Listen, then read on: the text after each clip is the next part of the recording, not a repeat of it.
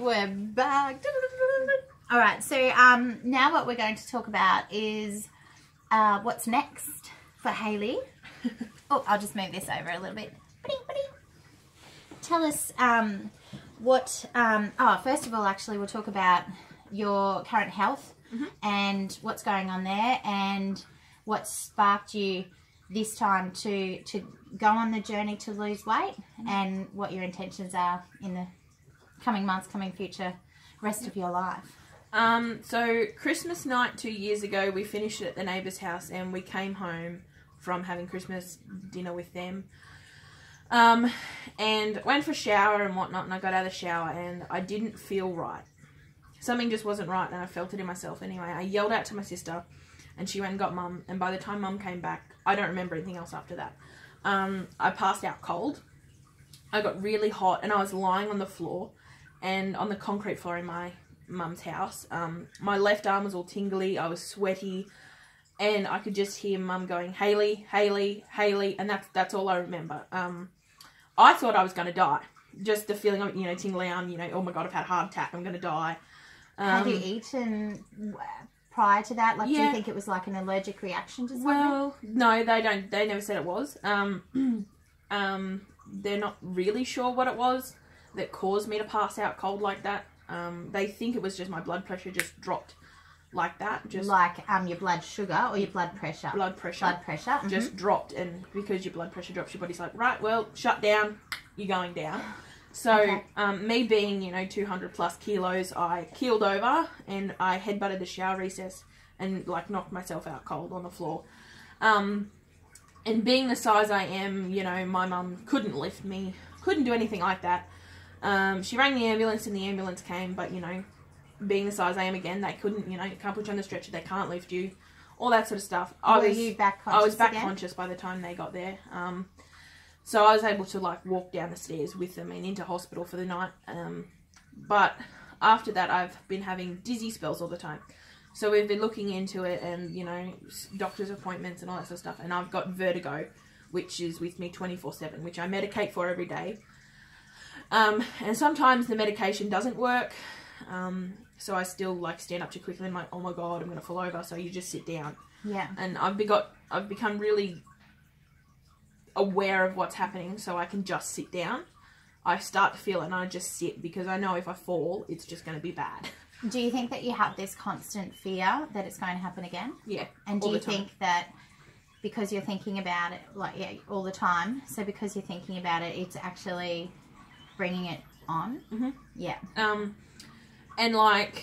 And this also goes into the social anxiety side of things. I don't like going out in public because I have to go, okay, well, my best friend, my medication's in my handbag and this is what you've got to do and my mum's mobile number's this, and you just got to explain everything to everyone you go out with, because if something happens, they've got no idea what's going on. Yeah. And all that sort of stuff. So I just think it's easier just to stay at home. Wow. And so that's making your life less fulfilling. And then that's just... Yeah, okay. So that's actually something that happened Christmas last year. So 2 years ago. 2 years ago.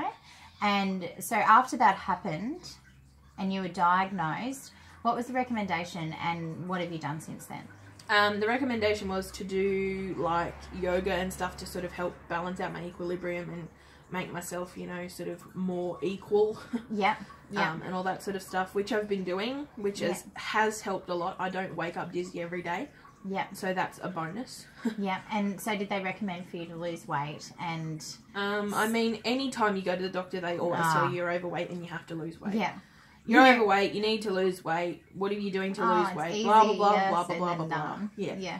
And that's it. It's all good. And I know they're medical professionals, but it's all good for them, the whole 50-odd kilos that they weigh, to go, you need to lose weight. It's really simple. You just eat right and exercise. It's not that simple. It isn't that simple. It is never that simple. And it's all right for them to go, eat fruit and vegetables and don't eat bad food. But they don't understand the fight you have within yourself every day to get out of bed and do the proper thing.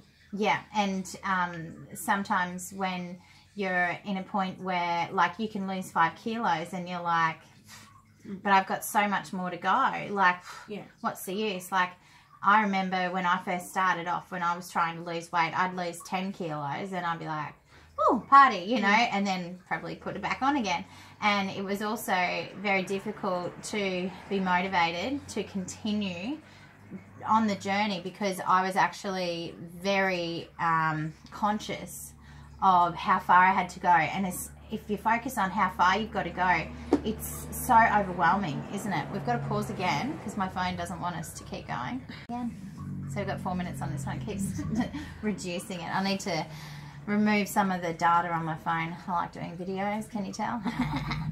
Yeah, so we were just saying how overwhelming it can be, and that journey, like when you've got so far to go, it can actually be, it can just be too hard. Yeah. It's too hard, and it's so difficult listening to somebody who is stick thin say you, oh, you've got to lose weight. Yeah, don't put the bad shit in your mouth. Don't, you know, don't drink Coke. Don't eat chocolate. Blah, blah, blah, blah, blah. I've heard it all. Trust me. I've heard every excuse or every qualm that they could say to you that, you know, that magically it's just going to happen. It doesn't magically happen. No, but it is what we're finding out now, and in your most recent journey. When did you start this? July, you said. So what happened for you? I'm interested to know what happened for you from your episode to starting in July. So it was nothing really. I mean, it was several events that sort of just collated all together to push me to do it. Like, you know, we went to an Ed Sheeran concert at Suncorp Stadium and I didn't fit the seats. And you go to the cinema and you don't fit in the seats. And, you know, you go, oh, let's go to Toowoomba one day, and your friend picks you up, but you can't go because you don't fit in the seatbelt. Or went to CMC Music Festival at Do you know Ipswich. what I did? Did I tell you what I did? And, you know, the whole camping, you know, you shower in like a Portaloo thing, and you're like, I don't really know how this is going to work.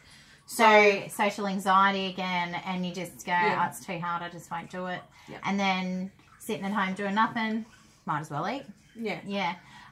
For me, I don't know if I've told you this. Did I tell you what happened when I went to Dreamworld? So when I was at my largest, we went to Dreamworld with a heap of girlfriends for New Year's, and I wanted to go on the giant drop. And I jumped in the seat and I pulled it down and it wouldn't click because I was too big. But I was too embarrassed. So I stayed in it. And I held on for dear life. And the guy came past and he checked it, and I was holding onto it that tight that when he went to it didn't move. Yeah. He thought it was clicked. And it wasn't. And you've got this little thing and your legs are dangling. And I could have died. I could have fallen out of that. Mind you, my hands, like I came out and my hands were like white. Because I was too ashamed of that, I chose instead. I did not want to get off because I was too fat. And I know everybody was looking at me. So I chose to do it. And I still did it. And like, you think it's scary going and getting clicked in. You try it unclicked. You know, and for me as well, I like that you're saying it was a it's actually, it's not just one thing. No, it's never one thing that just goes, you need to lose weight. No, it's a multiple of things that, okay, well, shit, I must be overweight. Oh, shit, I really must be overweight. I really, really must be. Like, it's a multiple things. And for you, this is all you've known all your life. Like, I think it'd have to be actually quite a few things, because for me, I was in denial and I just had the stretchy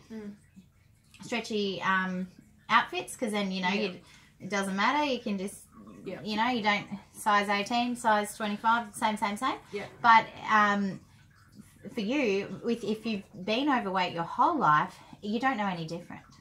And when you don't know any different, how can you realise that something's wrong when that's all it's always been? Yep, definitely. Yeah. So, dear me, we're going to have to pause it again. Thanks, phone. You're brand new, and what are you doing to me? But we'll pause it again, and we're going to the next question that I have for you, which is about what's next, what you're planning on doing next, and how your journey is progressing. Okay, we'll be back again.